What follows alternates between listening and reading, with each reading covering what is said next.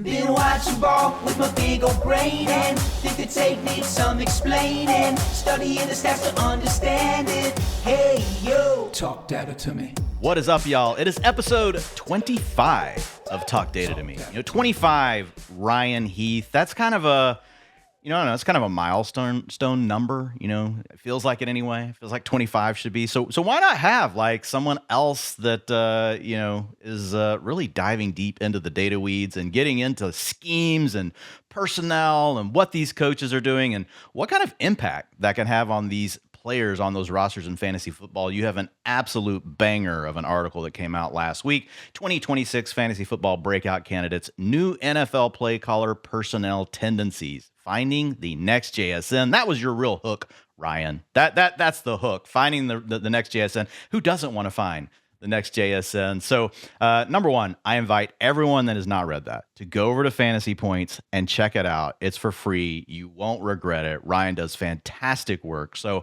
hey, welcome in, Ryan. And then number two, let's just get straight into it. You did all of this research, but I thought, let's start with everybody that's listening or watching with like, what were your macro takeaways, at the highest level that you looked at this and you're like, okay, there's something here. I should now actually dig into this for each team. Yeah. So it kind of started with just thinking about trends in the NFL, where we have all these teams that were drafting blocking only tight ends earlier than we've ever seen in the NFL draft. The last year or so, we've seen more and more teams playing and passing more out of 12 personnel, out of 13 personnel, with multiple tight ends on the field, or just overall with fewer wide receivers on the field is really kind of the big through line here, right? And what we've known for a while is that whenever there are fewer wide receivers on the field for a play, that's going to increase the chances that any of the wide receivers that are still on the field are going to earn a target, are going to score fantasy points, right? And the reason for that is it's a lot easier to earn a target to compete against a blocking tight end or a fullback or whatever other type of player is on the field aside from an additional NFL wide receiver, right? Like even the best like pass catching fullback ever is not going to be as good as most teams' wide receiver threes or wide receiver fours in terms of just pure target earning ability. So I wanted to, for this article, kind of just prove out how much the per route efficiency is going to increase for these teams when they're passing out of heavy personnel. And that is kind of laid out right at the beginning of the article. For wide receivers, we see around like a 32% fantasy points per route run increase. It also even works for tight ends when there are two or fewer wide receivers on the field. They see a 20% increase in fantasy points per route run. And from there, I just wanted to go around, look around the league, look at some of the offensive coordinators that are moving around and just kind of figure out, well, which teams are going to be living in heavy personnel, passing out of those heavier sets more. And from that, what receivers could benefit maybe more than they would have last year if they were in kind of more spread out 11 personnel heavy offenses competing with more receivers. So that was kind of the overall idea of the article. I went through a bunch of different teams, picked out some kind of breakout candidates or guys I think might be a little bit underrated based on this information. And yeah, that's pretty much it. Yeah, and you did some overrated as well. You had some losers in there, which I liked as well. So again, guys, fantastic article. So go check it out. So yeah, just to kind of piggyback off of what you're saying here. So we're going to walk through some players, some teams. We're going to start with some teams, and we'll talk about some players on those teams, where Ryan's at, where I'm at on these players. But I just want to echo, what Ryan's talking about. So whenever I've been looking at the scheme, for different offensive coordinators and things like that over the years, there's been like 4 or 5 factors that I use to actually give every play caller a scheme grade. We are going to have it on Fantasy Life this year, but one of them is how often do they run 2 wide receivers or less, because of what Ryan said. Fullback on the field, blocking tight end sometimes on the field. It's not always. Sometimes it's George Kittle, you gotta, that's the thing. This is a nuance thing. It's not just a blanket statement. Oh, they run 21. It's a guarantee. But overarching, it's what what the data I've seen showed the same thing. I had a 29% boost. I was looking at the last 3 years on a per route basis for wide receivers. I don't know if you were looking at the last year, but really close to what you showed. The other two things you will hear us just quickly mention, because this goes into the scheme grade that we use. Motion at the snap. It's a 48% boost on a per route basis. So anything that an offensive coordinator can do to have a defense guessing whether this is run or pass, and then trying to put their player into an additional advantage at the snap of the ball, right, with the matchup they're creating or the additional momentum that's already going with the wide receiver. You guys have all seen this. Mike McDaniel really brought this into vogue. Kyle Shanahan was doing that even before then. And then play action. And then play action's worth a 23% boost. So in order, it's motion at the snap, 48%, play action, 23%. 31%, 2 wide receivers versus 3 wide receivers. And this is all from the lens of a wide receiver. There are some similar things for tight ends. It's not as dramatic as it is for wide receivers, but there are still advantages too. So we'll definitely talk some tight ends. So let's dive into this first team, Ryan, and it is the Chargers. And this is the guy, like this was your kind of your cover boy, if you will, of looking last year at Jaxon Smith-Njigba and saying, all right, who's the most likely player to be this year's JSN? And I do want to tell you, Ryan, like this is fantastic research. JSN was my most drafted wide receiver last year. I took it as simply like DK Metcalf is gone and JSN was a great prospect, and in year 2 he broke out. But I will say this is like super icing on the cake stuff, and that's just me mostly messing, joking around with you. But let's talk about Ladd McConkey and why you're feeling the way you are, and then I'll kind of let you know where I'm at on him. Yeah, I'm glad you mentioned that about JSN, because that is maybe the one most popular piece of kind of mediocre to negative feedback I've gotten is like, what do you mean you need all this to figure out JSN? Like DK Metcalf left and he was a great prospect. And I'm like, yeah, but there are so many other things to focus on in the NFL. Like I got distracted by so many other different players last year. I did not get enough JSN, despite kind of laying out literally this exact case for him at one point in my writing. So for me, I just really don't you love that when you do actually go back to something you wrote or talked about and you're like, I talked exactly about this. And it happens to all of us. And what you said, distracted is the right word, because you get on to the next thing and sometimes it's the latest thing you worked on that, whether you want it to or not, is the thing more heavily influencing like the way you're thinking in the next fantasy draft. Sorry to interrupt, but like I'm just saying, because I go through the same thing. So I found it interesting that you said that. Yeah, no, it's super true what you just said. So yeah, my whole reason for wanting to write this article was I'm going to force myself to focus on specifically this topic this offseason, because I don't want to make the same mistake in the same way of missing a JSN type player. But yeah, going to the Chargers, to Ladd McConkey, I just think this is the most analogous situation to JSN and the Seahawks last year. The first reason is because the Chargers, more than maybe any other team, are going to be very dramatically shifting from dropping back in a lot of 3 and 4 wide receiver sets, which is odd with Greg Roman, but that's what the numbers were last year. They really had like a really high percentage of their dropbacks out of those spread out sets, with Keenan Allen on the field, of course, I think was one of the main drivers of that. They want to get 3 wide receivers on, Allen in the slot, right? To now with Mike McDaniel as the new offensive coordinator, he brings over fullback Alec Ingold. Of course, they have also signed David Njoku, Charlie Kolar, giving them some bodies to block at the tight end position. And just looking at McDaniel's history, he has always been among the top of the league in terms of dropping back out of less than 2 or less than 3 wide receiver sets. Usually it's because he uses a fullback, similarly to Kyle Shanahan. It's a lot of 21 personnel with that blocking fullback, but that means there are often only 2 wide receivers on the field, and that gives that efficiency boost to the remaining wide receivers. And I think it especially works for Ladd McConkey, just because on the Chargers roster right now, it's kind of him and everybody else. Like, you can make arguments for Quentin Johnson or Trey Harris or Arondé Gadsden. Is he going to step in and kind of play a wide receiver-esque role? It's really like Ladd ahead of everybody else. So I'm fairly confident that in these heavier sets, McConkey's going to be on the field. He is just kind of their best pure pass catcher, pure route runner. All the stats from his rookie season certainly show that. They were worse in year 2, certainly, just with the gravity of having to deal with the Keenan Allen target competition, with those more spread out 3 wide receiver sets. But just kind of zooming out, much like I probably should have done with JSN last year, McConkey was not as elite of a prospect as JSN, but through his first 2 years in the NFL, he actually has just better overall stats than Smith-Njigba did.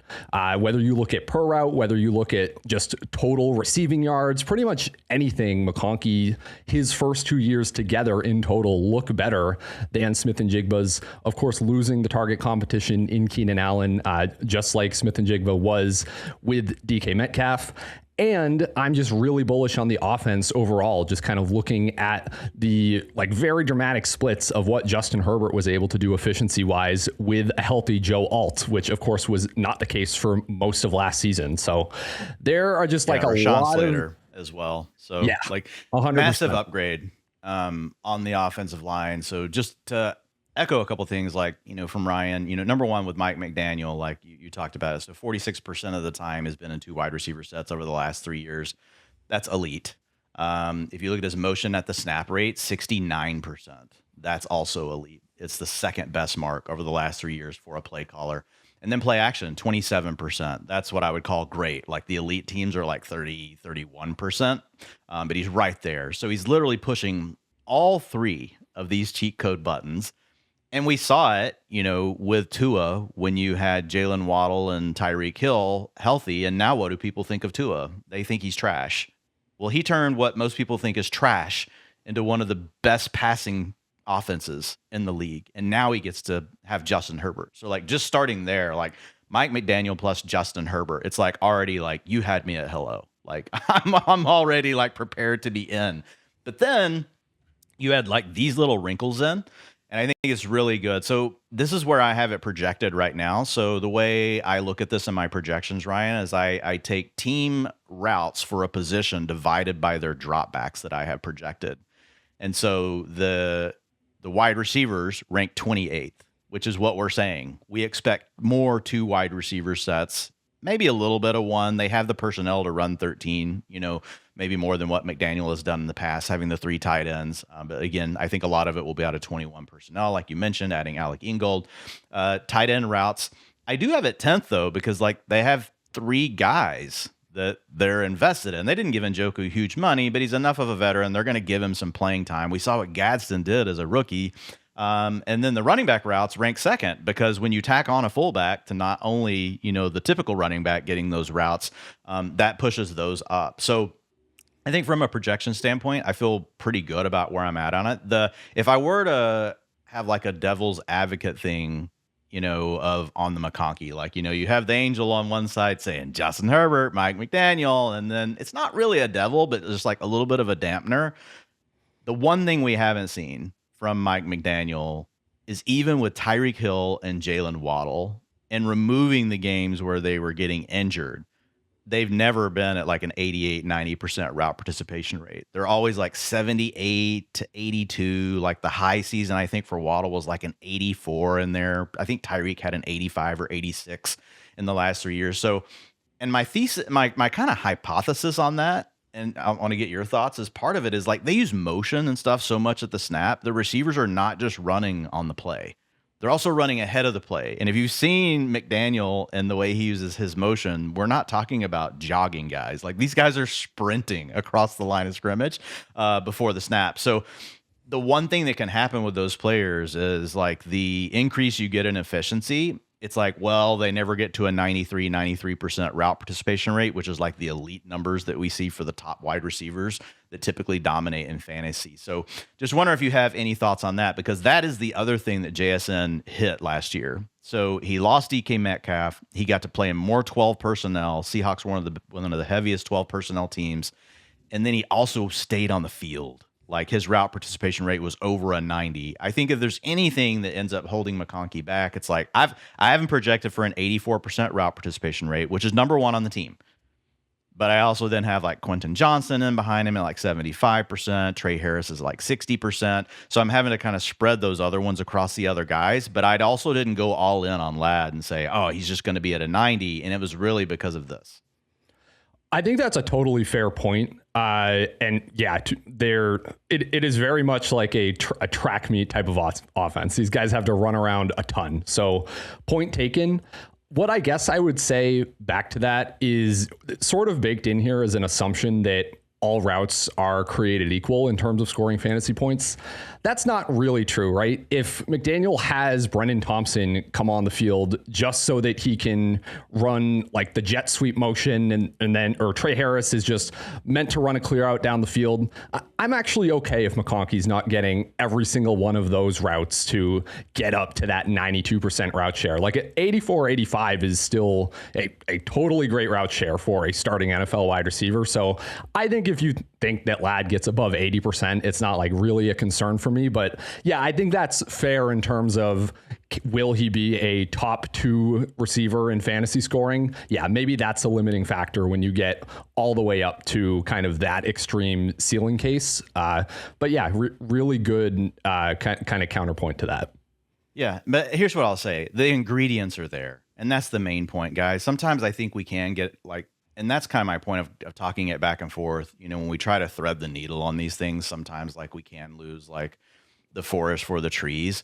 But overall, like the ingredients are there for it to happen with McConkey. If anything ends up holding him back, it'll be kind of like the Jalen Waddle thing where he never just truly got. But Jalen Waddle was still a fine fantasy asset most of those years. And where you're getting Ladd McConkey in your draft right now is round 4 on Underdog. You know, anywhere from early round 4 to the middle of round 4, sometimes slips a little bit past that. Now, he is in a tier of guys that, you know, there's a lot of them that I like. But overall, I think we're pretty much aligned on Ladd. I will say this, if he does get 92% route participation like what we saw with JSN, then it's massive wheels up. And I do want to say, I went back and watched the film for Ladd as well. I'm not like a film bro, but like I've been watching it enough, right, long enough, like to basically know what I'm looking at. And Ladd was open a ton. The pressure on Justin Herbert was a huge negator to Ladd, just because of the way he sets up his routes. Like people think of him as a small white guy, and they're like, "Oh, he's like Wes Welker running little whip." No, he's not. He doesn't run. He doesn't do any of that. He actually works much deeper down the field.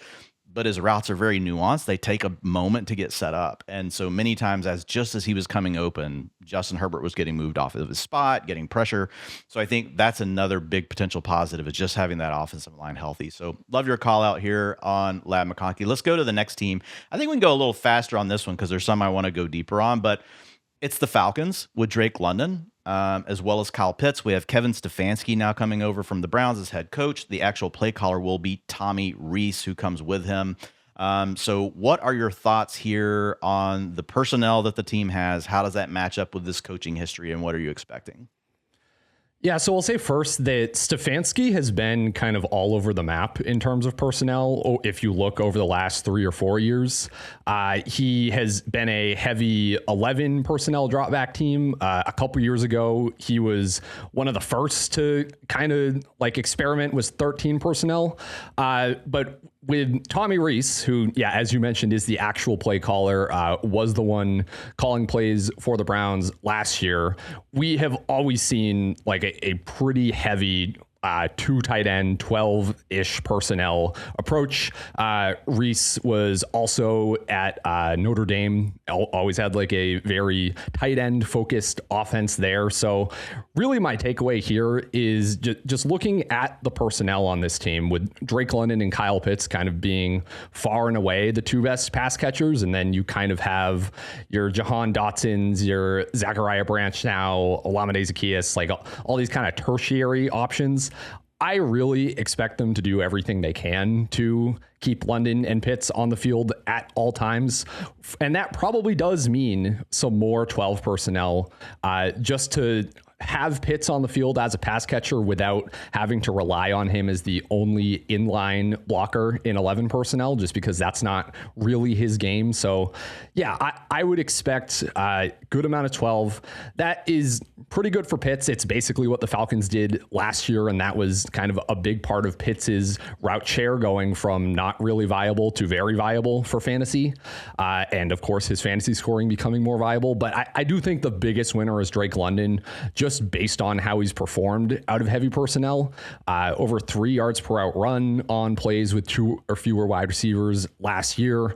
And even just without like getting deep into the scheme stuff, London was the wide receiver 3 by fantasy points per game before he hurt his PCL in week 11. So I am just remaining very in on Drake London. I think Pitts is fine, and it's justifiable where he's going based on this. I don't really expect them to move away from sets where Pitts can be on the field consistently. Yeah, and I think that Tua could be very surprising to people because I think this is going to be a solid scheme. I think they have 2 really good playmakers. And this is one where, to your point, we don't have to spend a lot of time because what you mentioned, Zach Robinson, who was the offensive coordinator there last year, guys, he was there the 2 years before in Atlanta. He actually flipped to this heavy personnel last year. They used 2 wide receivers 48% of the time, which would be an elite mark. And Drake London, we already saw it. We just need Drake London to stay healthy for the whole season. And I think now having Tua plus Penix coming back, you could argue that the quarterback room is actually in a better place as far as like, hey, one or the other is going to be out there supporting these guys. Kyle Pitts as well. Kyle Pitts, his big blow up did come in those games with injury to Drake London, but still like the underlying route participation and all that stuff had pretty much been there all season. So the door is definitely open, adding Austin Hooper. And I think this is also just an easy one because it's like, I love what you said about Stefanski. He's been all over the board, and there's a lot of coaches that are really that way because I think when you go through this exercise, what some people can do, and I don't think you did this, but they can get lost in, this coach is this kind of personnel. I mean, I've been researching this stuff for like 15 years. I would say 80% of play callers adapt to their best players. That doesn't mean they may have the best scheme, but they at least will put the best players on the field. Now, Arthur Smith is an exception. There are oddball people that will just do weird things to where it's like, no, this is the exact thing I do, and I'm always going to do it this way, and it doesn't matter who my players are on my team. But most coaches will adapt, and I think that's also part of Stefanski. And then game scripts get mixed in there too. Like, how often are you trailing? You may want to be a 12 or a 13 personnel team, but if you're getting your doors blown off every week, like you also have to get realistic at some point and be like, okay, I probably need another wide receiver, on the field at this point. So I like this, and I do love Drake London, and I think it's funny. I think people just get burned out on Drake London. And they don't really realize like how good he's been because at first it was like underlying data was great, but the fantasy points weren't there. And we're like, it's going to happen, guys. Then it finally happened. And then the injury stuff has kind of been mixed in. So people forget like how big the flashes were. So love the call out on London. Let's move to the Packers. I mean, this one's really fun, guys, because number one, we've got Romeo Doubs gone, right? So that opens up routes. We've got Dontavian Wicks traded away. And you were probably thinking, those aren't huge names. Well, but those guys were getting routes last year. So now right away, my biggest takeaway on this team is like, we know the scheme. It's Matt LaFleur. He's going to do a lot of things. Ryan will break it down for you, but we've got it really condensed down to Christian Watson and either Jaden Reed or Matthew Golden, and then Tucker Kraft once he's right. Like, so there could just be a lot less rotation. That alone, just like basically condensing down most of the routes to these 4 players, because Jordan Love's a good quarterback, right? Like they run a balanced offense, so they're not going to air it out all the time, but Jordan Love is capable like of really, supporting multiple fantasy weapons. So what are your thoughts here on this scheme? Yeah, you already said the biggest thing, kind of regardless of whether they're going to be in more 11 or more 12. The real answer is, we're not getting a 40% route share from Dontavian Wicks that's just eating into Watson and eating into Reed and just like making all of these guys frustrating. Yeah, because they really don't have much wide receiver depth anymore after Christian Watson, Jaden Reed, and Matthew Golden. So they have kind of a natural 11 personnel set right there that I just said with those 3 and Tucker Kraft. Or as we saw some last year when Kraft was healthy, they were leaning a little bit more 12 heavy. I think they like Luke Musgrave enough to use him in those 2 tight end sets. And they were top 12 in the league in terms of dropping back in less than 2 wide receiver sets before Kraft was lost for the season. So the biggest thing to me when I just look last year at who was actually playing in those 2 receiver sets, it was Christian Watson with a 62% route share in those, Matthew Golden down at 43%, and Jaden Reed down at 1.5%, which has been pretty much his entire career, he has rarely played in those two receiver sets. Almost always is the slot coming on the field in 11 personnel. So what that should tell you is Watson is just going to be on the field all the time, kind of in a similar, basically in a way that no one other than Romeo Doubs has been for the Packers over the past few seasons. I think he just naturally slots into that every down outside wide receiver role now. And that's perfect for him because the route share really has been the only limiting factor on him in fantasy. 13 career games when he's run over 75% of the routes, he averages 17 and a half fantasy points per game. It would have been the wide receiver 6 last year with that split. So kind of regardless of whether they're in 11 or 12, that's really great for Watson, just that he's on the field. If they are in 12 and it's Matthew Golden in the 2 receiver set rather than Jayden Reed, that's even better for Christian Watson and Tucker Kraft because Matthew Golden has never really earned targets either at the NFL or the college level. And I'm not expecting that to dramatically change this year either. So yeah, Christian Watson, huge winner. Tucker Kraft, whenever he's healthy to whatever extent that is, probably a winner of this just because of the route consolidation. And yeah, it's very weird to be in on the Packers after being very pessimistic just in terms of their whole wide receiver by committee approach for years. But it really looks like that's going to change this year, and it's pretty exciting. Yeah, and we have to adapt. They also paid Jayden Reed. Guys, that doesn't always equal more playing time. But when you have a player that's been as good as Jayden Reed and then they get paid, like I pay attention. I'm honestly betting on Jayden Reed winning the wide receiver 2 role. Now I'm not like projecting him crazy, but I mean, I have him with I have all these guys with their highest route participation rates of their career because my process is the first thing I do is I look at the talent on the team. Then I look at the coach and the history, and then I kind of start to project out route shares, and then I do targets per route run. To Ryan's point on these teams that run more, fullback, 2 tight end, like if that change happens, I'll up their targets per route run, right? And I may update like a little bit of their efficiency if they've got a good quarterback that I think can really support that. So when I look at this offense, number one, Christian Watson, I think a big mistake that drafters are probably making right now is I think Christian Watson should go ahead of Jameson Williams. Christian Watson and Jameson Williams are very similar players, except the fact that Christian Watson's already demonstrated a high target share and doesn't have the same target competition. I mean, if one of these guys is going to turn into a top 6 wide receiver by some chance this year without an injury to a teammate, I think it's very clearly Christian Watson and not Jameson Williams. And this is not a knock on JMO. It's just you've got Amon-Ra St. Brown, you've got Sam Laporta, you've got Jahmyr Gibbs. I like JMO. But I think that Christian Watson can do everything he does. And I think the really interesting thing about Watson is 23% targets per route run, despite being such a deep ADOT player. Like most guys that are doing that, guys, they get relegated to like Ryan talked about with Brendan Thompson earlier. Like, I'm not worried because like that's going to be like a 15% targets per route run, because he's just taking the top off the defense. Watson's one of these guys that really can do more. And despite having that deep ADOT, like still gets these targets. And like, that's a really tough like code to crack, yet he's been able to do that. And so I think there's also just this chance that like they just basically say, hey, with Dobbs gone and with Wicks gone, we're just going to let you run a full route tree. I think he's capable, of doing it. So I'm with you on Watson. I think he could be an absolute smash. And this is not hyperbole. I really do think he has top 12 wide receiver ceiling this year. So, I mean, I'm projecting him as a borderline wide receiver 2, but I think wide receiver 1 upside is in range. Reed is my most drafted wide receiver so far through 40 fantasy drafts on Underdog. And a lot of it is his price, and I'm worried his price is going to continue to rise. And I'm like, I'm just going to get it now, right? Yep. But man, if Reed came out, Ryan, like how excited would you be if like after week 1 we see Reed's route participation rate is an 88? Oh my God. It would be instant wheels up. Would you be chugging beers, like doing keg stands? Yeah. I want to say it was 2 years ago where they basically did that for the first 2 or 3 weeks. And yes, I wrote some extremely embarrassing things in hindsight in terms of just predicting what he was going to do for the rest of the season. We all did.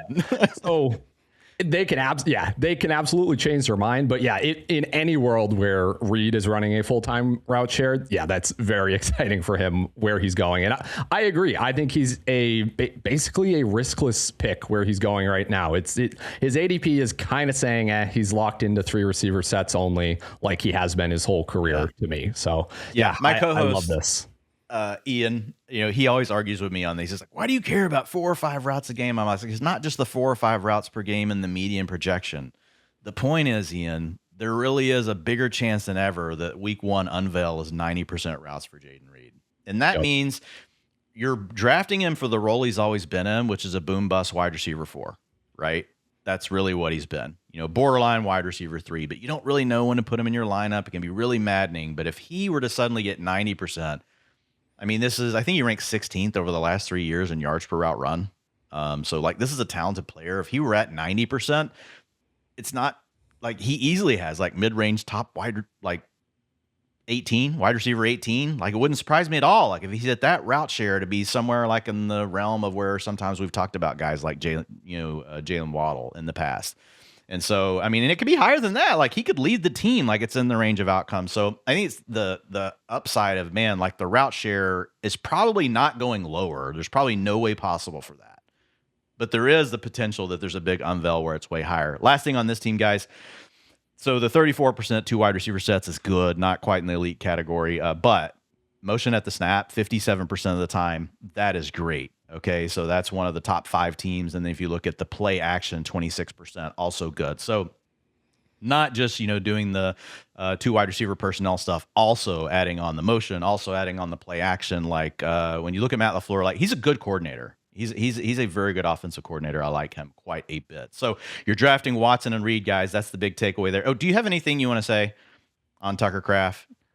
The main thing is just is he healthy? If he is, then I think he can score as a top 3 fantasy tight end. That was basically what he did last year when he was healthy. My favorite, very small sample, pocket split stat maybe in this entire article is if you just look at when Kraft was on the injury report versus when he wasn't last year, he had 4 games he wasn't on the injury report at all. It was weeks 1, 2, 7, and 8. In those games, 21.1 fantasy points per game, 85 receiving yards per game. He was a tight end 1 in basically every category within that very specific split. I don't know how much he actually was limited by those injuries. I forget what they even were. It was hamstring or something like that a couple weeks he was dealing with. But yeah, there's a world here where Tucker Kraft is just the absurdly efficient, biggest fantasy winner on the team. I think, I'm drafting all 3 of these guys that we have discussed. They're all really and it really can be kind of like a poor man's old 49ers offense. It's a very similar stylistic offense of when you had Debo, Ayuk, and Kittle when they were all managing to be healthy at times on the field, but minus a CMC that's going to get 17 to 18% of the targets, right? Maybe 20%. So now not quite the level of a 49ers offense, but in the same kind of mold, like a tier down. So I'm with you, really like it. And I'm with you also on Tucker Kraft, guys. He's going at pick 80. The big argument, Ian and I go back and forth. He's like, yeah, but he's tight end 5. I was like, I don't care that he's tight end 5, man. He goes 30 picks after Loveland. Yeah. The market is already putting the injury. Every tight end is weirdly underpriced this year to me. That's honestly my only argument against Kraft is I love where Loveland's going. I really love where Sam Laporta's going. We'll talk about some of those other guys too, but most of the Loveland's quite a bit more. Loveland's around 4 pick. When you look at Tucker Kraft, he's around 6 to 7. Sometimes he'll slide a little bit. So I think the discount is already baked in. I'm with you. My thought, I'll ask you this. If Tucker Kraft hadn't got injured and basically continued, let's say even a little bit less than the way he had started the season, but basically continued the season on what he was doing last year, I think he might be going ahead of Colson Loveland. I don't know that I would advocate for that, but he does the things people love. You get the ball in this dude's hands, man, and he's just a playmaker, and people gravitate to that kind of thing. And so I think he would probably at worst be a round 5 pick. Yeah, I think he'd be going in round 4. He's one where I just distinctly remember last season when he was in one of those games where he was doing insane things. Just when you watch him, you're like, oh, duh, like this is a really good football player that I should have been in on in the offseason. There are some players where that only becomes clear when it's during the season and you're watching them on your screen and you're like, oh, like obviously this was going to work out one way or the other. That's how I felt about Tucker Kraft during the year last year. And not a guy I'm going to forget about in the fog of the offseason now. Yep. Yeah, the big knock on him is like never has been like the super high-end target earner, but like still a young player, man. And where he gets his targets, if they ever just decide to feed him, they can. There's no question. Because he's doing the underneath the defense. You know, the defenses are dropping into these zone coverages. He's essentially open almost every play. Guys, think of it like what they do with Trey McBride. Even Brock Bowers does a lot of this stuff. There's not that many tight ends working vertical other than Loveland and still earning their targets. Harold Fannin was all underneath the defense kind of stuff. So, like, if you go back and you watch Tucker Kraft's film, it's actually pretty hilarious because it's literally Jordan Love will drop back sometimes and give first read, second read, and it's like 3rd and 8. He's like, I really don't want to check it down here. And then he's like, well, I'll check it down to Tucker Kraft. And he goes and gets the first down. Yep. So, I mean, he a lot of his route concepts are open. They could easily give him 23, 24% of the targets. And we shouldn't assume these young ascending players that their targets are going to be static. I think that's the mistake. The biggest question, to Ryan's point, really is the injury. And the last thing I'll say is Sam Laporta goes 16 picks after him. Kyle Pitts goes 24 picks after him. So, I mean, that's kind of where it's like, well, if you don't want to deal with the injury and you still like Laporta, you still like Pitts, and there's some other names as well, then fine. You can, be out. I'm going to be mixing in Tucker Kraft as well because I do think once healthy, like top 3 upsides on the table. So let's talk about another tight end. Let's go to the Bears. We'll do the Bears. We've got Colston Loveland, Luther Burden, Rome Odunze. Ben Johnson comes over last year as the play caller, 2 wide receiver sets, 31%. That's good, but it was increasing as the year went, right? And we've got the signal of DJ Moore is out. They draft Sam Roush in round 3 of the NFL draft. Motion at the snap is really good, 54% of the time. Play action, 32% of the dropbacks were play action. That's elite, one of the best marks over the last 3 years in the NFL. I have them projected 32nd in wide receiver routes out of 32 teams. I think this will be one of the most heavy tight end teams based on the signal. I've got them 3rd in routes per drop back for tight end. And then the running backs I have at 18th. So talk about your findings with the Bears. We can talk about all these guys really, Loveland, Burden, Odunze. I think people are very interested in them, and it's obviously an offense that we want to be a part of. Yeah, I'll start from 10,000 feet here with the Bears. The same week that I released my article, there were 2 other awesome articles that came out kind of on this topic. One was from Bill Barnwell. The other was from Jacob Sanderson. And both of them in kind of different ways were arguing that while 13 personnel specifically, 3 tight ends kind of got all the hype based on what Sean McVay was doing last year. And it does seem like a lot of teams are going to try to copycat it. Really, the success of 13 personnel was specific to the Rams because all of their tight ends that they had on the field were both credible blocking and receiving threats. So someone like Terrence Ferguson could actually get down the field vertically and be like a real receiver. Like it's not just a total blocking tight end that is just going to sit there and not be a threat, and the defense doesn't have to respect both the run and the pass, right? The Rams cracked that because of the skill of their 3 tight ends, and also because they had Puka Nacua and Devontae Adams, who can just go and win one-on-one and take advantage of the look the defense is going to give them, right? So really the thesis of those 2 pieces was, well, I don't think most teams can copy this just based on the reality of their personnel. I think the Bears are the team that probably can. Because you've got Colston Loveland, who is an incredible receiver, can legit win in like ways almost analogous to an actual wide receiver. You've got Cole Kmet, who is good enough as like an outlet receiver. He's not doing anything crazy, but he can work underneath and he's a solid blocker. And they draft Sam Roush, who is massive. He's 267 pounds. This guy is going to work as a blocker in the NFL more than likely. And I might have been on an island with this. I don't know what you thought of Sam Roush as a prospect, but I thought he was an underratedly interesting receiver. Not really so much on his efficiency in college, but just on how much he was used, the share of receptions and targets that he was earning in college was legit pretty interesting to me. So I think all three of the tight ends in this room are capable in a similar way, or really even better probably than the Rams tight ends as a whole. And then, yeah, you can put one of or both of in 12 personnel, Rome Odunze, Luther Burden, as the wide receivers, and they can go win one-on-one. So this, to me, is like the team that if anyone achieves the absurd efficiency the Rams did in these heavier sets, it's probably going to be the Bears. Okay, Ryan, what does this all mean for fantasy football? The biggest thing it means to me is that Colson Loveland is incredibly undervalued. I have him like right there with Trey McBride, honestly. Like I'm close to like wanting to put him over McBride as my tight end 2 in redraft. That is how amazingly I feel about Loveland. As you mentioned, when you look at the Bears last year, it was week 15 when they really shifted to over 50% of their dropbacks in most every game from it was then the on. Rome Odunze injury. Yeah. Yeah. He got shut down. Yeah. Brought on by the Odunze injury. But in week 15, they shift to 2 or more tight ends on the field on a majority of their dropbacks. That's when Colston Loveland started going crazy in fantasy football, right? His 9.3 targets per game, 16 fantasy points per game over that stretch.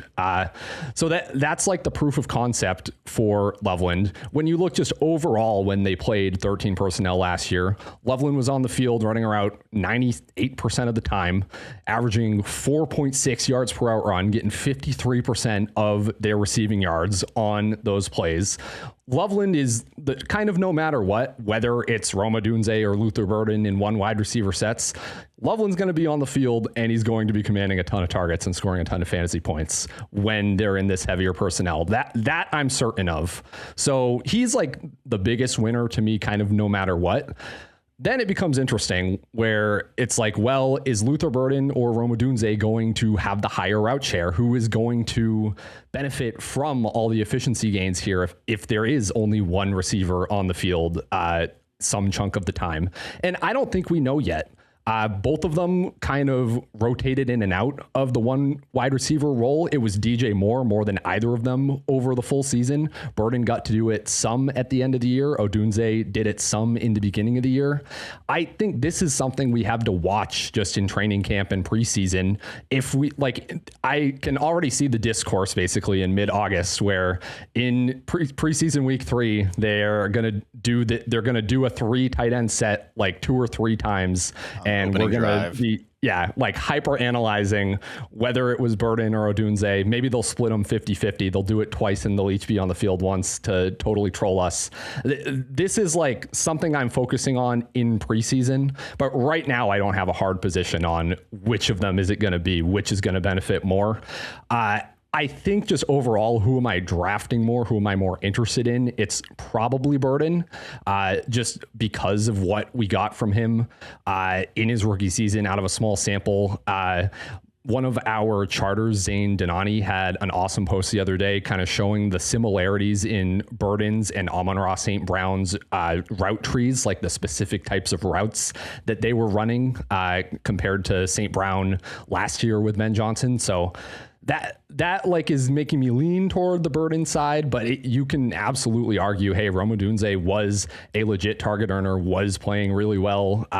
Before he got injured earlier in the year, he was playing through a foot injury for a lot of the season as well when his numbers were kind of falling off. So it could totally be either or both of them that become. I think the answer is both. It costs. I think this is actually very straightforward. Why in the world would you take your first round pick, Rome Odunze, off the field, your first round pick, Colson Loveland, we know he's going to be out there, and your second round pick in Luther Burden, who you're wanting to play a role similar to Amon-Ra St. Brown? They're going to use some 13 personnel, but it's going to mostly be 12. I don't think Roush is like this huge, honestly.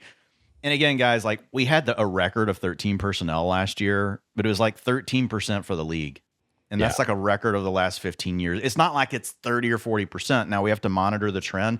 The other thing is fullbacks. There's not as many fullbacks in the league. So fullback route participation has come down over the last 3 years. And so essentially there's just a trade-off of now teams are like, well, there are no fullbacks coming out of college. So if we want to add someone to beef up to help us play the way we want to against the way NFL defenses are playing, like tight ends, that's what's available. And that's why you saw tight ends going in round 2. That's why you saw a Bo Kircher. That's why you saw a Kazmarek. A lot of these guys that people didn't think would go as high as they did. Marlon Klein was another one. There was a lot of names, in round 2 and round 3 that people didn't expect. And Sam Roush was another one. But I just think it's pretty straightforward here. Like, these guys are all going to play. They're going to be some rotation. The other thing is the weakness of the depth chart behind the top 2 wide receivers, right? We've got Khalif Raymond, who we know can do some stuff in 3 wide receiver sets for you. He knows Ben Johnson's scheme. You draft Xavier Thomas, who never really did much in college. Really fast guy, great kick returner, can use him in the run game, all that kind of stuff. But really, I would be super surprised if it's anything more than a gadget player in year 1. And so, Ja'Day Walker, did some nice things at the end of last year, but I look at this and I'm like, Ben Johnson's no dummy. He's playing these guys.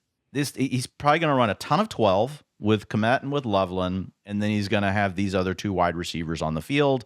And then the other time it's going to be sprinkling in a little bit of 13, and then sometimes it'll be 11. So I think I think the answer is draft all of these guys. I will say, I'm with you on Luther Burden. It's kind of funny because people, they talk about Burden. They're like, well, so much of it was screens and gimmicks. I went back and removed all the screen stuff. Still a 2.36 yards per route run, 11.8 average depth of the target on the non-screen plays. And we saw this in Luther Burden's game in college. He got a lot of stuff around the line of scrimmage, but he still showed up down the field. And so I think we kind of saw that copy itself in year 1. And to your point with the charting stuff with Zane, it sounds even more encouraging. If a lot of that looks more like a Amon-Ra St. Brown's route tree, that's very intriguing to me. And here's my other thing with Burden, and I do lean to him slightly over Rome.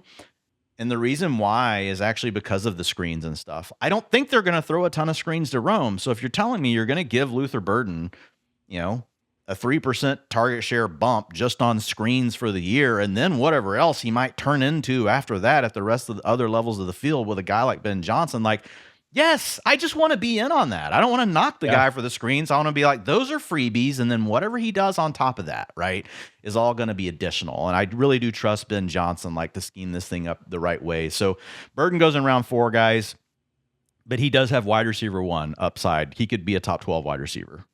It could really happen this year. You look at Odunze, 15.5 fantasy points per game before he showed up on the injury report, a 26% target share. This is a round 1 player.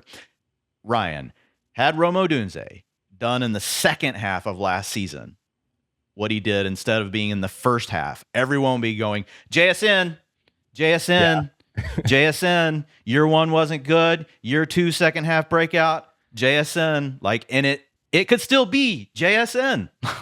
Rome Odunze, he's honestly the best value because he falls into round 5 of fantasy drafts, sometimes slips into 6. And so I have quite a bit of Odunze. And you take him in a range where people are starting to take some of the older wide receivers as well. So if you're kind of age averse on some of that stuff, Rome makes sense. But Colson Loveland, I'm with you.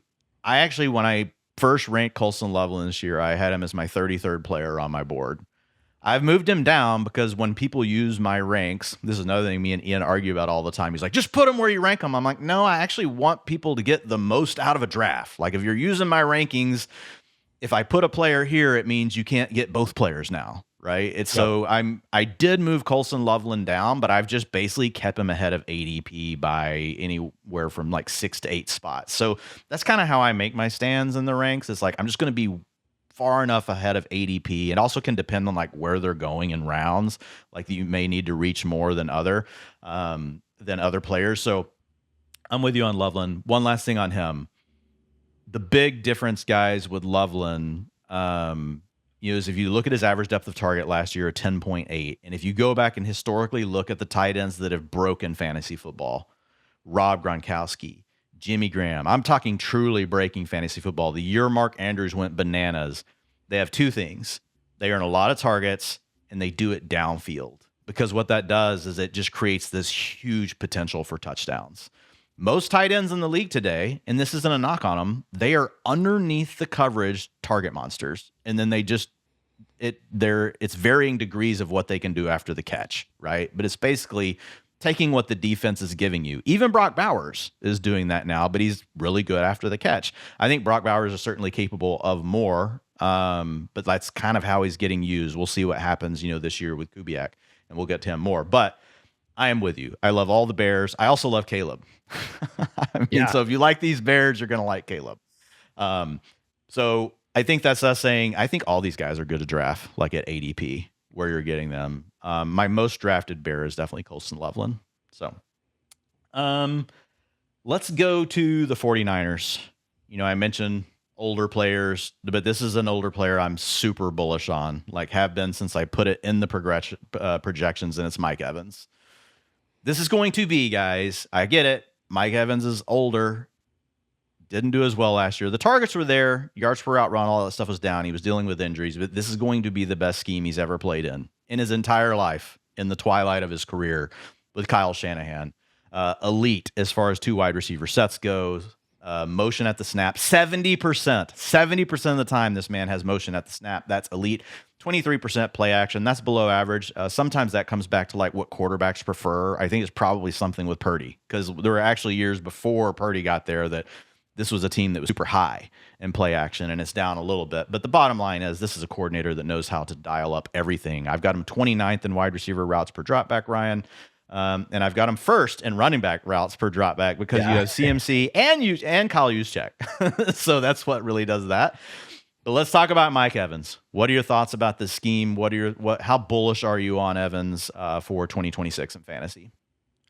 Yeah, so as you were just talking about, and as we mentioned earlier, Shanahan has always been near the top of the league in fullback usage, so 21 personnel. And specifically this year, with George Kittle coming off the injury, possibly not being available early in the season or not being himself, when you game out the offense, it's like, okay, if Shanahan is going to play a fullback, if he's going to play a tight end that isn't George Kittle, that doesn't have that level of target earning ability, if it's Jake Tunges or whoever, and if at least everything that we're hearing about DeJon Stribling is that he's going to be in the Jawan Jennings' old role, the F, which is like the blocking receiving hybrid that kind of makes the Shanahan mismatch offense work. If there's going to be some combination of those players on the field, all of which are eligible receivers, but not really target earners, then yeah, that means the actual wide receivers on the field are going to get absurd targets per route run and absurd yards per route run. And that's Mike Evans right there. Kind of over Evans's career, I feel like his reputation among the spreadsheet class of fantasy football people has been, well, he scores a lot of touchdowns. His efficiency is not always that impressive. He was like, his yards per route run wasn't always as good as Chris Godwin's or like other receivers he played with in Tampa Bay. But I think a lot of that is over his career, Evans has played in very 11 personnel heavy offenses. He's always had to compete with 2 other wide receivers. He was down at just 16% of his routes, had fewer than 3 wide receivers on the field over the past 2 years in Tampa Bay.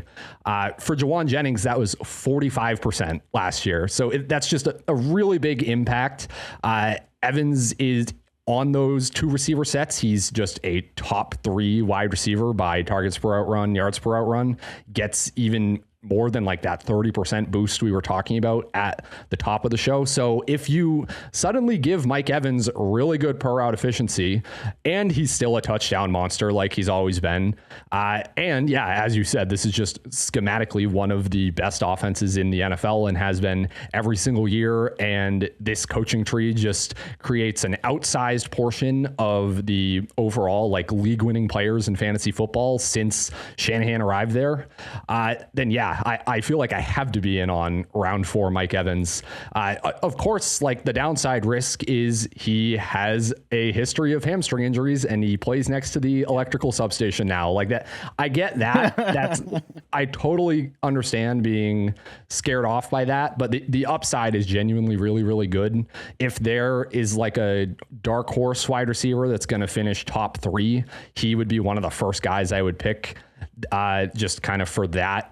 this year. So yeah, I'm really into Evans. It's annoying that like him and Ladd McConkey and a lot of Watson goes like a round They later. all go together. A lot of these guys are like, round 4, round 5. I just want all the round 4 and round 5 picks. Get rid of these round 3 picks. I don't like any of those guys, but round 4, round 5. If you're in a league where you can do it. Yeah. If you're in a league where you can do it, trade down. trading. Yeah.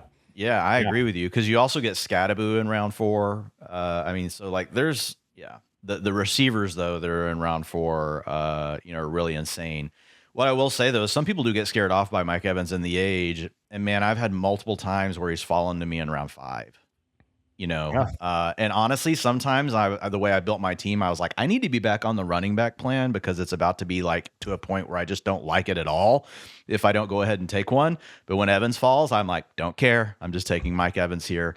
And guys, just so to kind of back up what Ryan's saying, I have Mike Evans projected for an 83% route participation rate, right? Last year he was at 74%. Now, it doesn't count the games against him that he didn't play, but games leaving the lineup with injury are in there. And over the last 3 years is at 78%. So I'm slightly higher than that at 83%. But what I would say is for a typical healthy high-end wide receiver 1 on a team, as like their clear wide receiver 1 is typically 88 to 92%. So I'm below that. I have him at 25% targets per route run. His 3-year average is 25%. So I'm not even necessarily boosting him big here. And with just that, just giving him the 83% and a 25% targets per route run, he projects as the wide receiver 16 in half PPR. If he runs a 90% route share this year, possible. And if he's like at a 27% targets per route run, possible.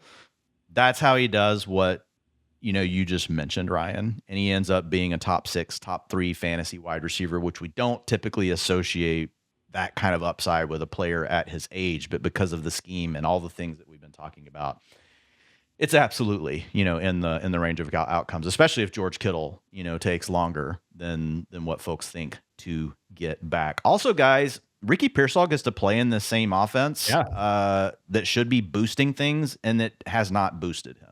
So I'm fine with Ricky Pearsall, but I think there's also some risk that they rotate Stribling with him at some point to where they're like, Evans is our man beater. We really just want somebody that can catch stuff under the zone, do the Debo kind of stuff. Now, I don't mean that, guys, because Debo's an alien. So you can't just comp to Debo, but theoretically, like Stribling, like is a space player that could be a yak guy.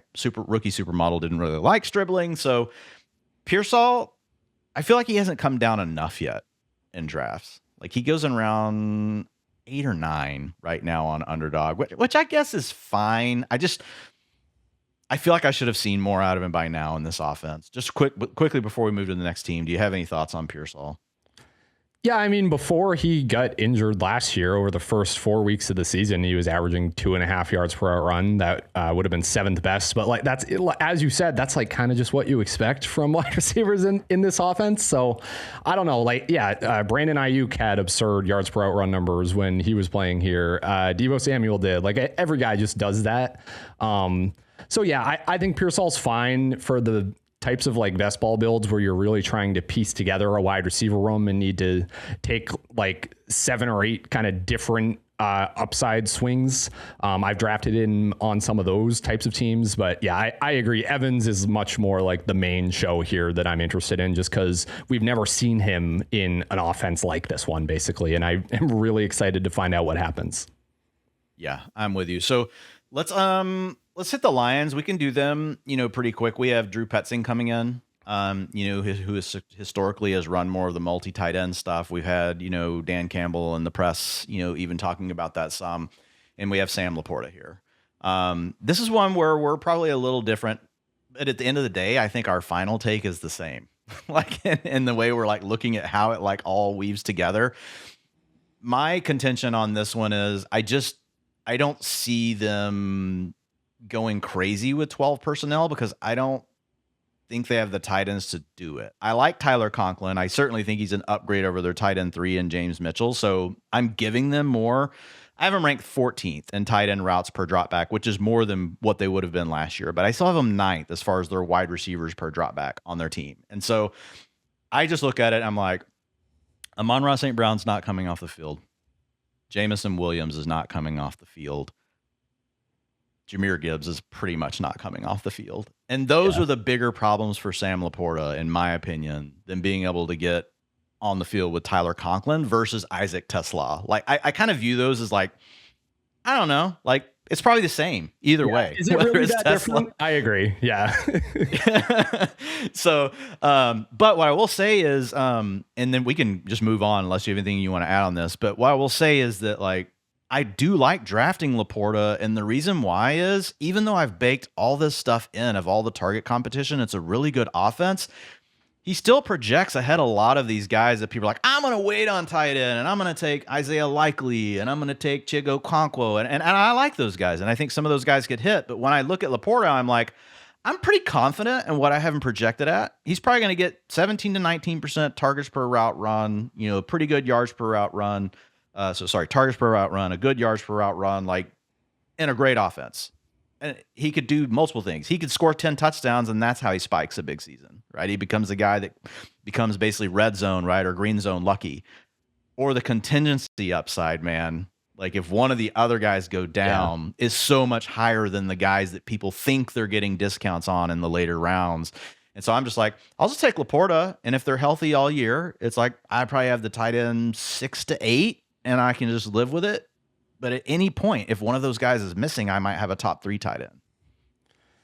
So I'll kind of start from what I expect the Lions to do. And their tight ends coach has basically said this. Petzing has said it in so many words that they're probably going to be different every single week based on matchup, which is kind of what the Rams did last year, where they would go heavier 12 against certain teams, or they would go heavier 11.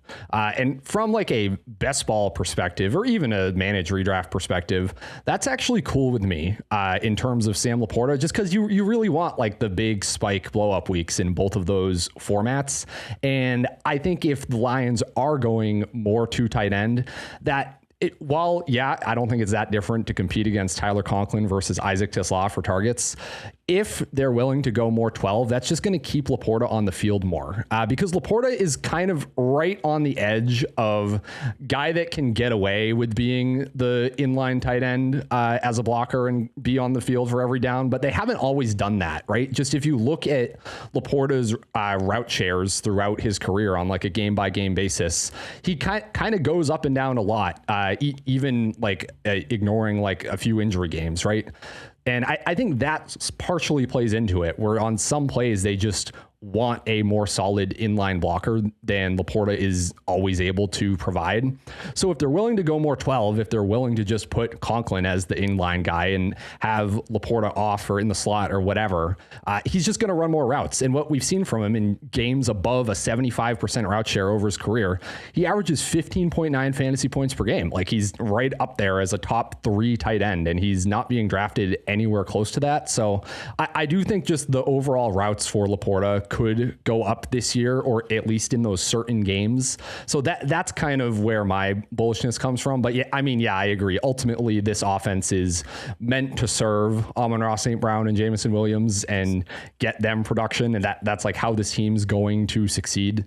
So agree on most other points, but that's kind of my, I guess, Laporta specific. No, and I like that. I like that. I mean, I've already got him at 82%. Like, 82% route participation rate is what he had last year before the injury. Like, and so guys, like, the threshold I historically look at is like, if you're at 80%, like, and you're any kind of a decent receiver, which typically you have to be to get to 80%, like, you have a really good shot of being a top 12 fantasy tight end. It's not a lock, but you have a really good shot.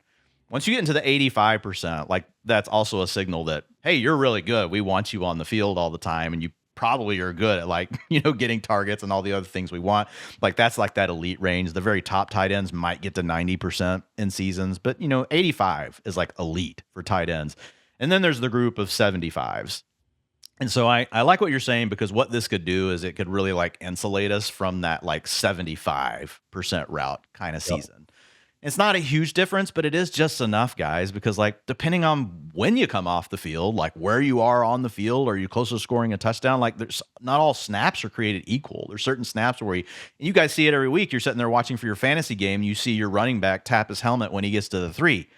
You know that touch at the 3 is worth a lot more than the one that he just, took at the 20 to get him to the 3. And that's why you're like, oh my God, it's the same thing. So any sort of rotation, just depending on like when it happens, that's the challenge. So I think we're good, on the Lions. So I will say this, Sam Laporta is one of the reasons that I'm not like all in on Tucker Kraft with his injury is because you can draft Sam Laporta a round and a half later. And so that's what kind of is probably saving me from being like, if Tucker Kraft's injury is worse than we think, I could be like in real trouble. So thank you, Sam Laporta. Hat tip to you on that one. All right, let's go to the Bucs.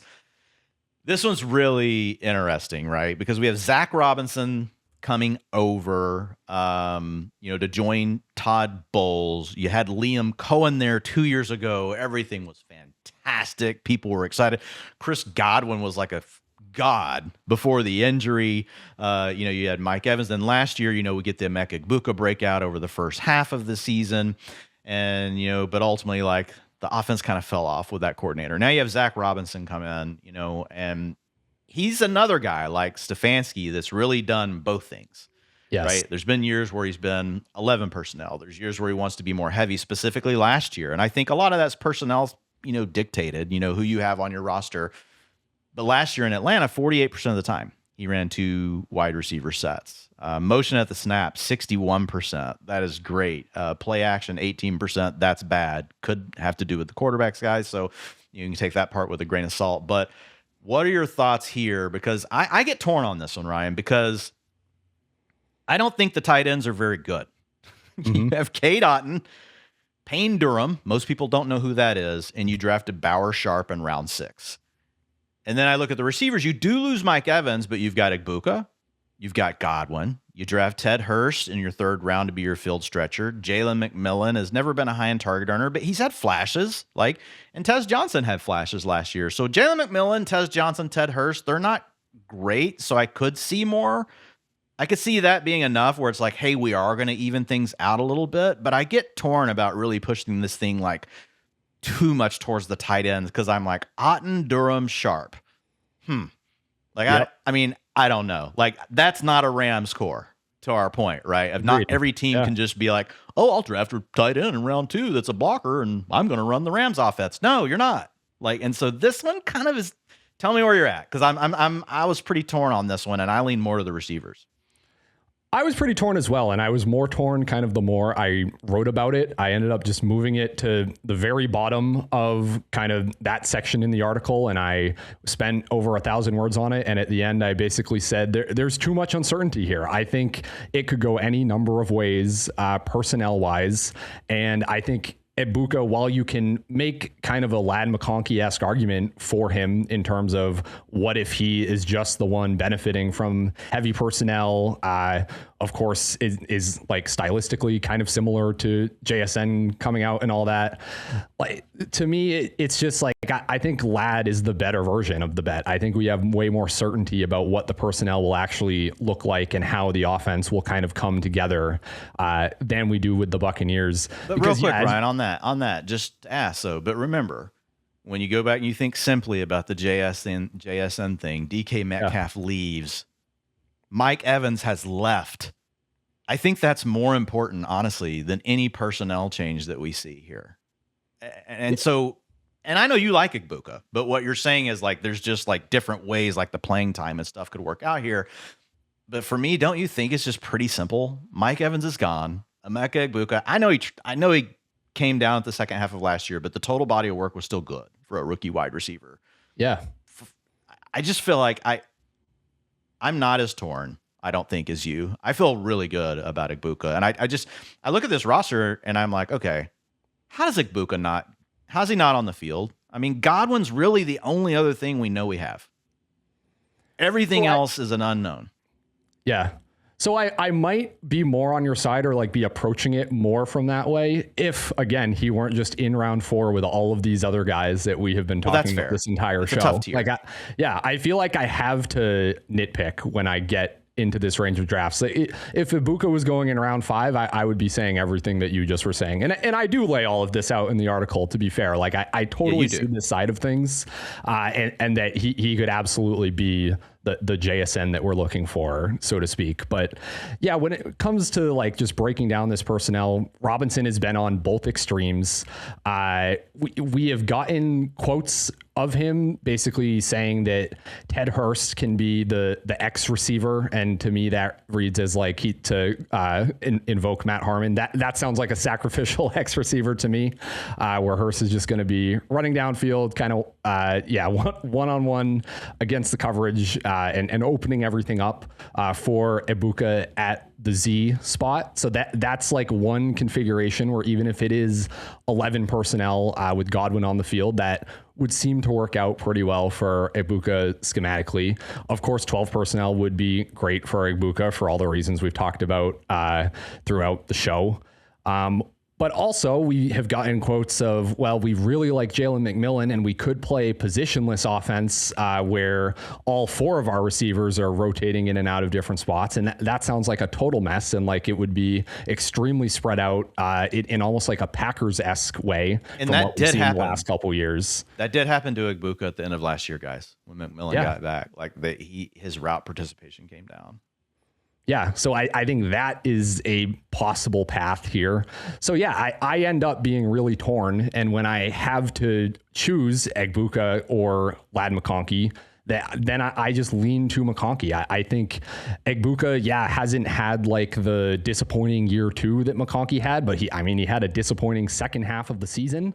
Like we've kind of seen both highs and lows from both of these players, just inherently talent wise.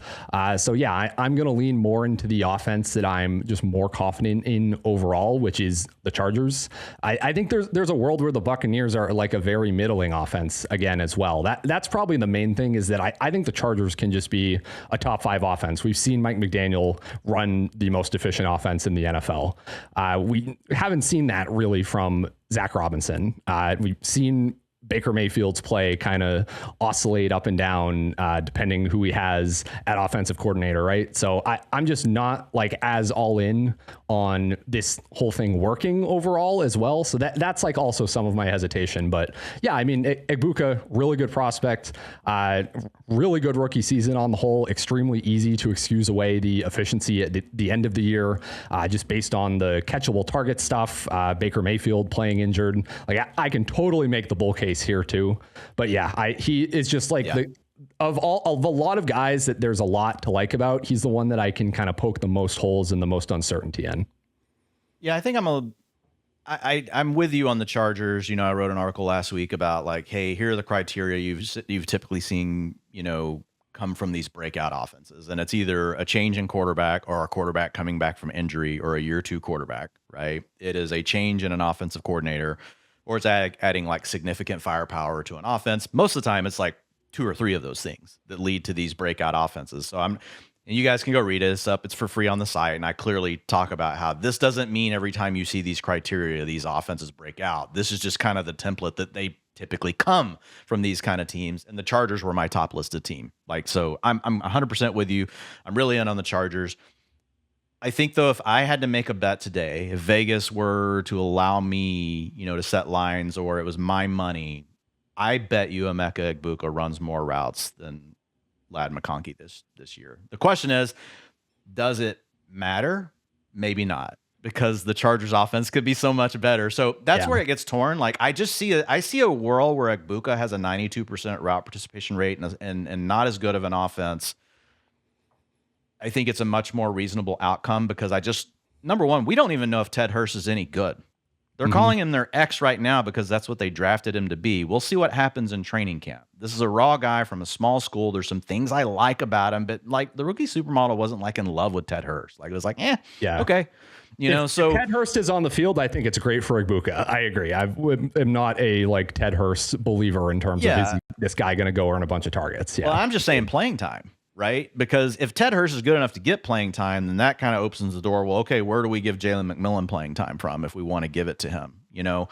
Honestly, my biggest concern is if they use more of the 2 tight end stuff, like does something happen to Godwin?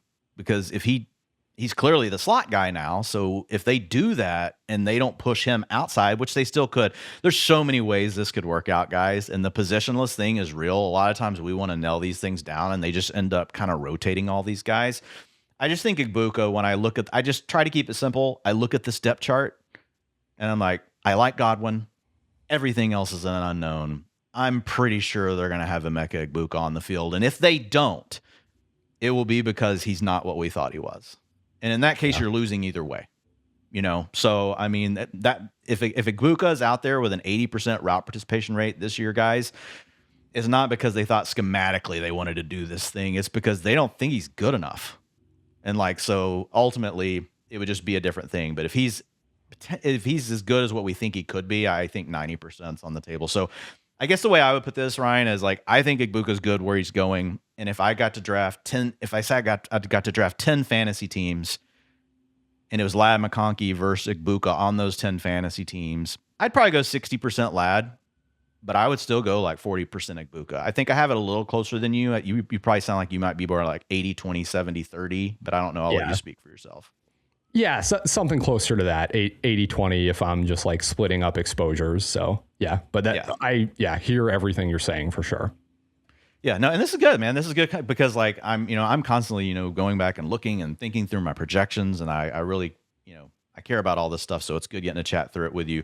All right, we have a few teams left to hit here, guys. I really don't. I'm just going to let you hit this one. I don't think there's very much we need to say here. But if you want to say a few quick words on Brock Bowers, my basic take on it is, look, you've got coaching history, and then I look at the talent of this roster, and then I look at Brock Bowers. I don't care what they do. They could run 20 wide receiver sets. They don't have any good players. Brock Bowers is going to absolutely dominate this offense no matter what personnel they run. Do you have anything else that you want to add to that, though? I completely agree. I was notably a Brock Bowers skeptic last year in terms of drafting him really early. Now he's going in the exact same place that he was being drafted last year with a massive upgrade at Playcaller, hopefully a big upgrade along the offensive line. It should just be a much more functional offense this year. And Bowers was still scoring as a top 10 wide receiver, even in that god-awful situation last year, if you just take out the 3 games he played with a brace on his knee. So, yeah, I don't get at all why he is the same exact price as last year. I'm super in now. I'm really glad that I didn't have He's moving up. Yeah. People are... So I've drafted... Price. Yeah, he's moving up. The Rashee Rice thing is also when people get that already have a running back and then they're like, well, I was taking Rashee Rice, now they're like, I'll take Brock Bowers. Yep. I love pulling him up to the mid second. Yeah, I'm super happy to do that once you kind of get through all the running backs on the 1-2 turn. I think he's a natural guy to pull up there. That's probably where it's him versus Drake London. Yeah, I think that's what it comes down to. If you are a believer in taking all those running backs that come off the board, I'm a little lower on Achane and some of those guys than the market. It's so weird to say I love Devon Achane, but I'm just a little bit lower this year due to it's a bad spot. I know. So, all right. So we like Brock Bowers. Brock Bowers is elite, guys. He's worth drafting in round 2 of your draft. He has moved past Trey McBride. I think they're together in a tier, then a mini tier of Colson Loveland by himself. Then you probably get Tyler Warren, and then you get into all the other tight ends. So let's talk about the New Orleans Saints. So now we're talking about teams that are, based on your article, more likely to run 3 or more wide receivers more often, right? So we had been talking more about the heavy personnel, 12 and 13 fullbacks. We kind of grouped all that together for you guys. Saints, we got Olave. You draft Jordan Tyson, Tyler Shuck looked good down the stretch. What are your thoughts here on Kellen Moore? What does it mean for these guys? Yeah, so the biggest thing here with 11 personnel heavy teams is that while you're not getting the inherent per route efficiency advantage as much because they are competing with 2 other wide receivers, you are more often than not, if a team's running a lot of 11 personnel, it's because they like their wide receivers. They're probably going to be dropping. Yeah, they're probably going to be dropping back a lot. So yeah, it just creates more route volume. When you have teams like this with multiple good wide receivers that are running a lot of routes, very often you just get two very good fantasy wide receivers. The kind of classic examples of this in previous years are the Bengals, the Cowboys last year. Like that's kind of what we're going for. And I do think the Saints could be kind of the next team in that vein. And I'm really into that because the quote unquote, the wide receiver 2 on his own team is always just systemically undervalued in the fantasy football ADP market over the past 5 years, at least when I've done the research on this. So that makes Jordan Tyson really fun for me. It's like, oh man, there's no way they can support 2 of these guys. Like they absolutely can. They absolutely can. Yeah. And we're shockingly good at figuring out which teams can do that. Like it just with even early in drafts, when you're taking the wide receiver 2 on his own team, that guy's usually been really good historically. So yeah, I really like Jordan Tyson. Kellen Moore has always been among like the fastest pace play callers in the NFL, basically everywhere he's been other than the Eagles. It's what he did with the Saints last year. So this team could absolutely just lead the NFL in dropbacks. So Tyson was narrowly my wide receiver 1 in the rookie class. And I just really like his chances to immediately be a top 24 fantasy wide receiver. So he's someone I'm taking quite a bit of. I imagine and hope that he might be even cheaper when we get around to like redraft seasonal league season. That sometimes happens with the rookie receivers. So yeah, he's one that I am into and have my eye on. I'm just pretty neutral on Chris Olave. He's probably going about where he should in round 3 to me. But yeah, I guess the other thing I should say is like if Devon Vele is actually the wide receiver 3, then that's really good for both of these guys. That's almost like they are playing 12 personnel, kind of like we talked about with Isaac Tisla, where it's like, yeah, this guy's in terms of targets per route run, this guy's basically a tight end. Perfect. So yeah. I'm into this offense a lot.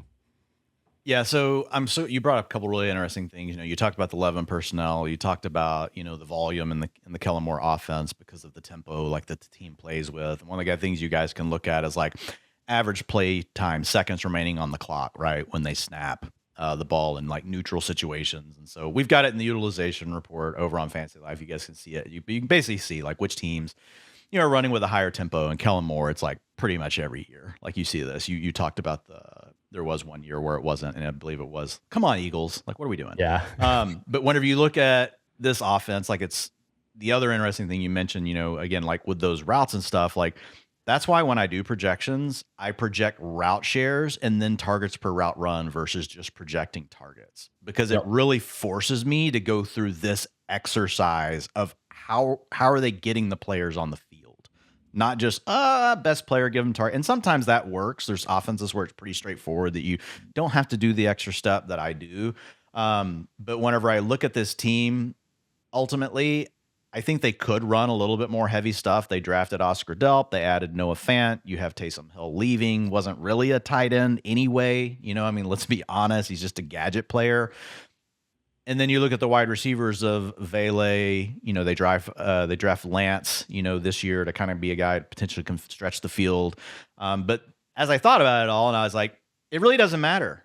Like Olave and Tyson are the 2 best players. I don't really care if they play 11. I don't care if they play 12. I don't care if they play 35. I don't, they can make up some new formation. And the bottom line is like the 2 best players are Olave and Tyson. And I think it's going to be a highly consolidated offense. I think the market is slightly overreacted with Olave with Tyson, because I really do see it being consolidated between those 2 guys.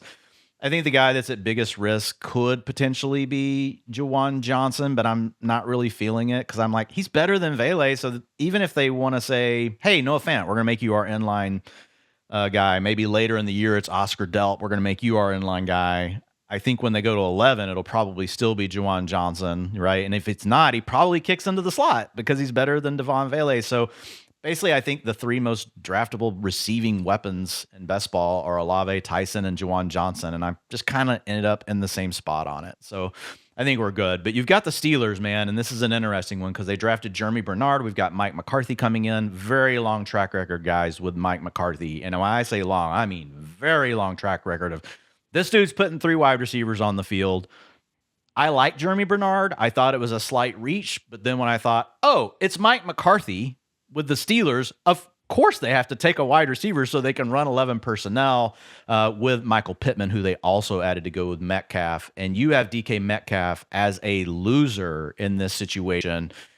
You're personally calling DK Metcalf a loser. Ryan, I hope you're never alone with DK Metcalf. That's going to end very badly, brother. Like, give me a call. I'm not saying I'll show up, but like, I'll say a prayer at that moment. So let's talk about Mike McCarthy and these receivers, man. Yeah, I'm getting stuffed into a locker by DK Metcalf for sure.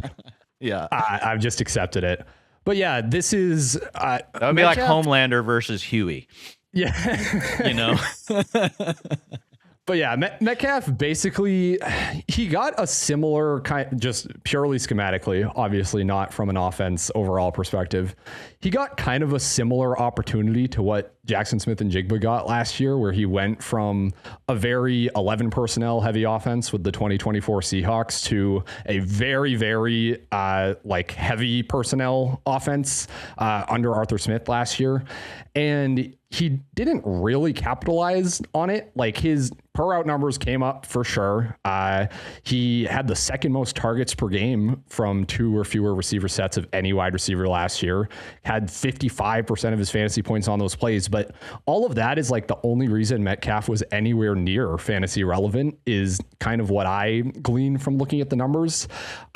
When a third receiver came onto the field for the Steelers last year, Metcalf's target share dropped from 25.6%, the wide receiver 15, down to just 19%, which would be the wide receiver 42. He was barely ahead of Calvin Austin in target share on those plays.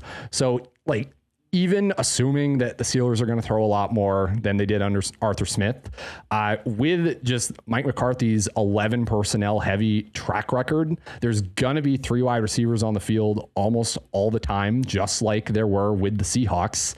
That's really bad for Metcalf, just from what we've seen. Like, he seems very sensitive to this personnel stuff, especially when it's not so much about Jeremy Bernard as a player. I think he's fine. I think he'll be an NFL player in the slot. I don't think he's anything special. You're just saying he's going to earn more targets than a fullback.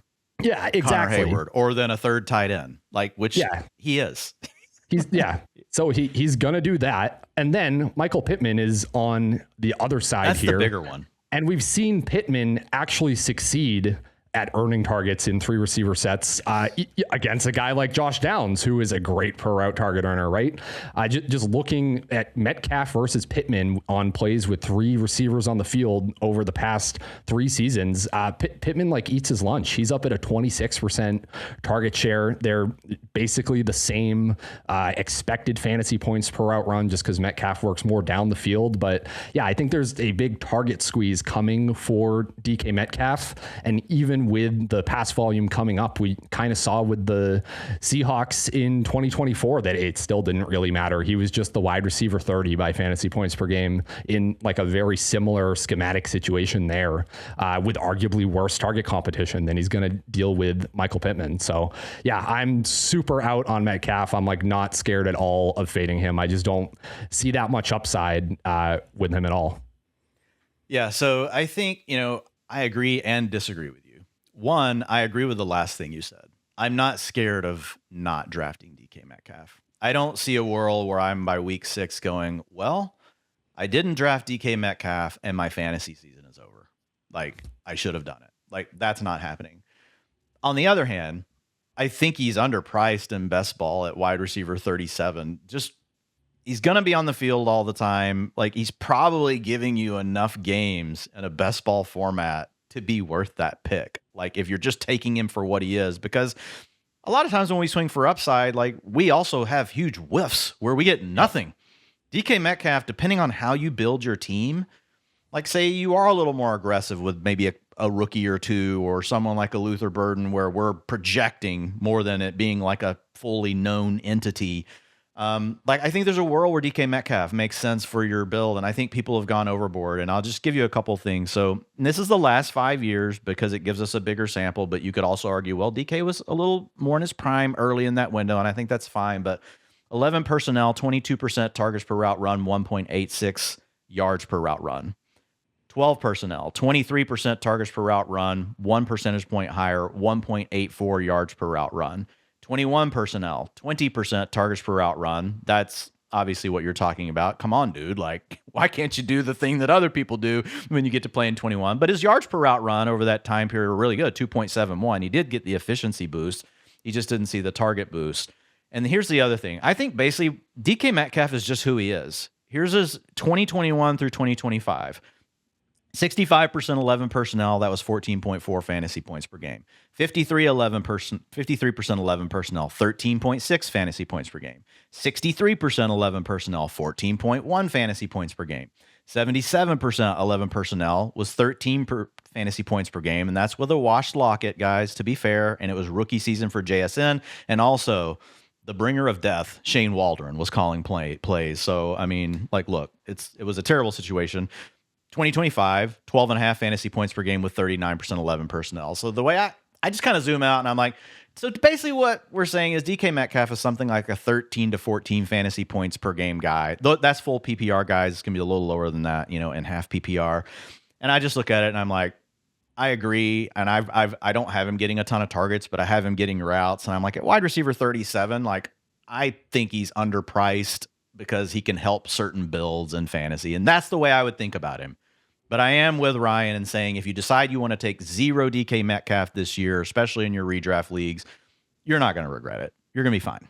And so I've got him ranked, lower than where I've got him projected. And that's because, projections and rankings are kind of like these, they're connected, but they're separate exercises. So that's what I would say on Metcalf. It is interesting. They took Riley Nowakowski out of Indiana and they're listing him at fullback.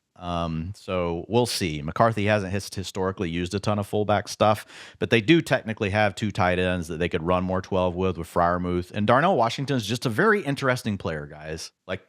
At a minimum, you have to say, wow, that's different.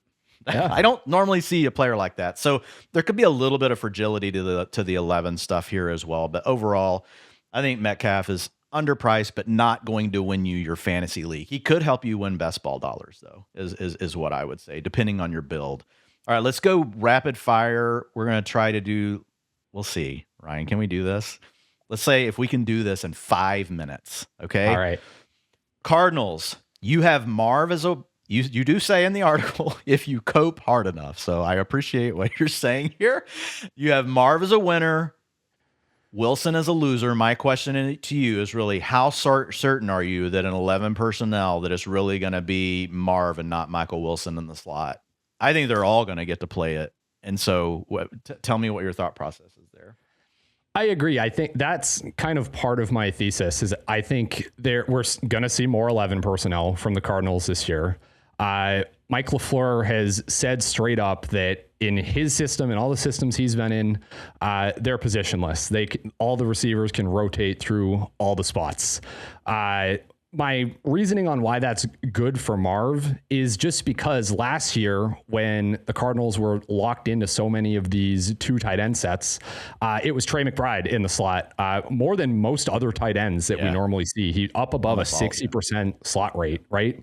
So having McBride just be the inline guy more with 3 receivers on the field, that just gives more opportunities for Marv to see kind of more diverse usage, to see a little bit more of the slot stuff.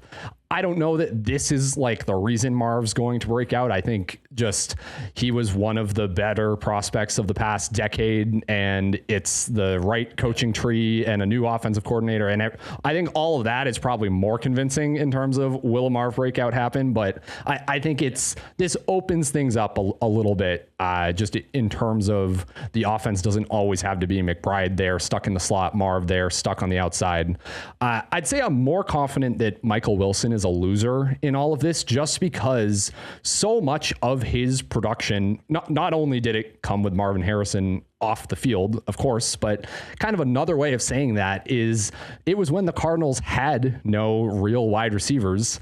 And it was just Wilson playing in 2 receiver sets with guys like Elijah Higgins and like Xavier Weaver, just like complete nobodies where, yeah, of course the targets are going to condense to McBride, to Michael Wilson. That's just not going to happen this year. They add Kendrick Bourne, who is a totally reasonable wide receiver 3.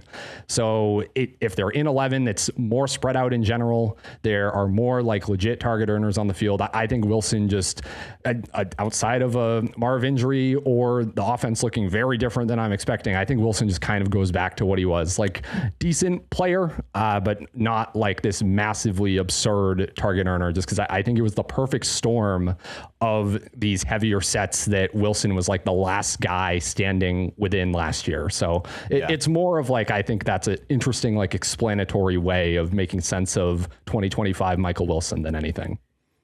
Well, we're not going to hit the 5 minutes because I have two more quick questions for you. But no, you're good, dude. Like if you've got time, I've got a few more minutes because people care about this stuff. And these situations where the uncertainty is there, like people love hearing about it. So we're on the same page, like generally speaking. And I think this is less to do probably about the personnel and just more about the fact that Michael Wilson did nothing for 2.5 years.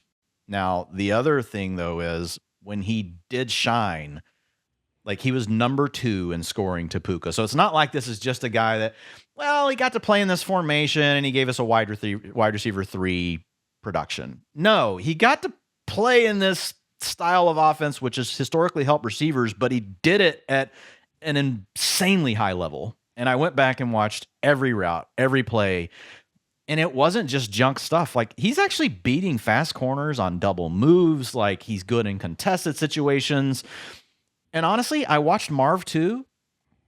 Like if I were an alien and I landed on this planet and all I knew was watching Cardinals football for last year, I would have said Michael Wilson was a better football player than Marvin Harrison Jr. And it wasn't particularly close at all. Now, everything you said is true. His targets per route run last year for Michael Wilson when Marvin Harrison Jr. was on the field was 13%. Like without him, it was like 28% or something like that. So like, I can't dispute any of the things you're saying, but what I would say is like, I'm less certain about who this is going to be. I really am not crazy about drafting either of them. If you're drafting Marv, it's like you said, this is a bet on it being one of the best prospects and it's year 3 and like weird things happen. People have slow starts and like he could really come around. If you're betting on Michael Wilson, you're actually saying, I get what the situation was, but it's pretty rare for a guy to be able to shine that bright, right? Even in that kind of situation. So I think you really can make the argument either way. And what I would say is anyone telling you they know for certain, because I know you're not saying that. You're saying, hey, probabilities, you're leaning to Marv over Michael Wilson. But anyone that tells you that they know for sure, like, I would just be pretty skeptical, like of that person of the reality. The other thing is when you do this long enough, Ryan, variance and all these things that come into play. And I know people want like hard answers on this stuff, but I will say I slightly lean to Wilson. And the main reason is like now the ADP gap is widening. Marv's kind of hanging around where he was. You got to take him in round 6. And now you'll see Michael Wilson fall in round 8 or 9. And when those falls start happening, then I'm like, okay, like I could see myself like mixing him in. He's not going to be like a staple of what I'm doing in fantasy football drafts. So I look at it and I'm like, the 3 best players on the team are probably Marv, Michael Wilson, and Trey McBride. I listed them wrong. Trey McBride, tier break, Marvin Harrison Jr., and then we have Michael Wilson. All right, we will try to go rapid fire here. Big uncertainty. Jaguars. We've got Liam Cohen. Not going to highlight it all. You guys know we like Liam Cohen. He does a lot of great things, pushes all the right buttons. How are you playing the wide receiver room? I think this is a super difficult one to figure out. Like, I mean, I have really dug into it. You look at the rotation that they had across these guys. You got Travis Hunter, potentially still playing 40% of the snaps, 30%, 50%, somewhere in that range. And I'll be honest, I've had a hard time like saying I can tell you emphatically who the loser is. Because they did weird things all season to where I was like, well, Parker Washington played outside some. He played more in the slot after we had Travis Hunter gone, but they rotated Brian Thomas Jr. off the field. And then I'm like, but Brian Thomas Jr. was dealing with injuries. Like, it's such a cloudy situation. So how are you playing the Jaguars? My overall take on them, the more I've like written them up and talked about it and argued about these guys with people, is I think the Jaguars might be Green Bay South this year. Like what we've seen from the Green Bay wide receiver rotation, we've all gotten so sick and tired of. I think that could just be the Jaguars this year. Yeah. And it's because, so I don't really buy into the 12 personnel stuff from them. I know that's been a big talking point just because they overdrafted Borkircher, but like, yeah, he's not what's going to do it. Yeah, he's like a blocking only tight end. Like, and Liam Cohn has said basically in so many words that he doesn't want to get slower or less explosive. He has all these really good wideouts that he wants to use. Cohn himself has always been a very 11 personnel heavy coach. You can make an argument that their best set is actually 4 wide, right? Just put Hunter, Washington, Myers, and Thomas on the field. Why not? They could do that some. Who knows? So I don't. It's not so much like the tight ends I'm concerned about. It's just if Travis Hunter has anywhere even approaching like a 40% route share, where is that coming out of? I think it's more likely to be Washington than either of the other two just because of alignment stuff. But yeah, maybe Hunter won't play in the slot. Maybe Washington won't be exclusively in the slot. It could be any or all of them just kind of having their route share bitten into. Yeah. And Washington, of course, this can change as the season goes on. Maybe they decide we're going to play Hunter more or less on offense. Like it's just a total mess. So yeah, that's why they're in the uncertainty bucket for me. Yeah, so I don't have any wide receivers guys projected anywhere near 90% route participation. I have it highly condensed across 4 guys, and I do have Travis Hunter at 40%, which I thought was interesting because that's where I've had him, and I think that's what you had in your article, and I was like, oh man, we both have it exactly. We had differing things in a lot of stuff, but I was like, we both have it like in the same range. That's the number you mentioned anyway. So the thing with Parker Washington, there's also the kind of a similar thing to what we talked about with Michael Wilson. Had literally done nothing, but then like the breakout was so huge and he was the engine of their offense. Yeah. Literally. He was the engine. He was the thing making things work all the way into the playoffs. And it was insane what he was doing. Honestly, some like Amon-Ra St. Brown vibes, like when you just watched him and the way he plays and how tough he is and the things he does after the catch. So I'm with you. I started off the season being a little higher on Washington, but once I got into projection mode and was forced to like assign route shares to these players, I was like, well, damn, like this is just really a kind of a mess to predict. But guys, remember, chaos happens, in the NFL. Once the season starts, they can change their minds about things, and then injuries suddenly open up the door for one of these guys that we thought was in a crowded room now suddenly being at a 90% route participation rate.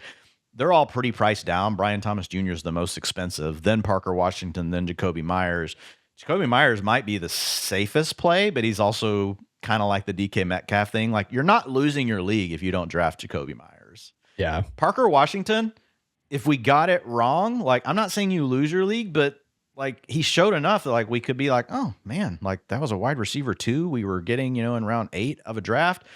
But he also goes right next to a lot of other names that I'm like, I just feel better about where I think their role is going to be, and they're also good players. So, all right, last one.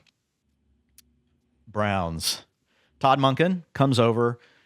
What's the real risk in your mind? Because I really had to take Harold Fannin's route participation down some, and I also had to bring down his targets a little bit because we had Casey Concepcion. I'm not high on Denzel Boston, but they did spend a round 2 pick on him. You've got a good receiving back in Dylan Sampson. Jerry Jeudy's still on the roster. So there's a lot of ways, and they also drafted a tight end. And there's just a lot of ways where I could see like people projecting him for like an 85% route share, and that could be right. But I've got him at 78. Last year, once you saw Njoku out of the picture, he was higher than that, but it is a different coach. So where are you at on Harold Fannin Jr.? Yeah, I think the hedge is appropriate that you just kind of described. So before the draft, I felt pretty good about Harold Fannin's role. Monken had used multiple tight ends before at Georgia. He was not really using 3 wide receiver sets all that often in Baltimore. But yeah, they go and they draft 2 wide receivers in the top 40 picks. Even if Denzel Boston isn't like an amazing player, it at least shows that they are interested in having 3 receivers on the field. They want to lock someone into that outside X. Maybe it's Jeudy, maybe it's Cedric Tillman, kind of whatever the configuration is. I don't think we can just take it as a given that they will just live in 12 personnel or in heavy personnel like the Browns kind of did last year to just get Harold Fannin on the field. Because Fannin was, clearly one of their best pass catchers last year. I don't know if that's clear anymore. That's really the problem. So the trade-off was there last year. It's like, who are going to throw the ball to will live with any sort of limitations as an inline player from Harold Fannin. If you guys remember, they started off the year like with him in the backfield doing all sort of things. That was also Stefanski. It's now Monken. So I really do like Harold Fannin. But the other thing I look at is I'm like, what's the ceiling of this offense with Deshaun Watson and Shedeur Sanders? Mm-hmm. Like one of them has to really surprise us, And so I did move Fannin down, and he's falling down draft boards again. Where he's at now, I'm good taking him, Ryan. Like he goes in the 90s. So it's like, okay, I'm fine with Harold Fannin at that price, but whenever he was in the 70s and stuff, like it was just a little bit tougher, which I think I still have him in my rankings like 75 or something like that. I probably need to move him down again. Really like the player, but there's just a little bit probably more risk than what people think. Yeah, I would just rather have Laporta straight up. I just kind of put it as give me the guy I know is going to run all the routes on the Lions over the guy I'm not sure about on the Browns effectively. So yeah, if him and Laporta flip, I might start to end up getting more Fannin. But yeah, that's where I'm at right now. They're I just very rather, close. Yeah, they're like 5 picks on apart. Laporta. Yep. Yeah. So yeah. Okay. Anything else that you want to call out? Before we go, obviously I want you to talk about your work, where people can find it, anything, but any other little tidbits from any of these teams that you're like, we didn't talk about this, but I would be remiss if I didn't mention it. No, I think we were pretty exhaustive on here. So I agree. Yeah, appreciate you letting me do that. But yeah, everybody can find me on Twitter at RyanJ_Heath to keep up with all my work. All of my written work is over at fantasypoints.com. So yeah, that's where to go to find my stuff. And yeah, really appreciate you having me on. Enjoyed the conversation. Appreciate you letting me go long. So yeah, thanks, man. No, man, really like enjoyed it. That's what Talk Data to me is here for. We can go longer. I really appreciate you coming on. And again, like guys, if you haven't checked out the article from Ryan that we just talked about, go check it out. It's up for free. I do also encourage you to read Bill Barnwell's article as well as Jacob Sanderson's. You guys should be subscribing to his newsletter. Jacob is like a sickly, insane, smart human being. Like we were on the topic of, the boys earlier, and we talked about Homelander and Ryan being Huey. Like Jacob Sanderson is like Sage. Like Jacob Sanderson, like is the big brain. And I love the way he pieces things together, and being able to pull game theory, draft theory, football, fantasy. Like he does a really good job of bringing all these things together to give you actionable takeaways. So make sure you check out both of those articles as well on the personnel stuff. So Ryan, man, really do appreciate you, and I will say we'll try to do it again, like before the season starts. You do a lot of good stuff. I really enjoyed your article last year as well on the league winner stuff. So I'm guessing you're going to be doing that again. That's probably coming soon. So for everybody else, I will see you guys next time. Appreciate you tuning in to Talk Data to Me. Please make sure to subscribe. We are on a new channel here under Fantasy Football is Life over at Fantasy Life. So please make sure you hit the subscribe button, and I'll see you next time.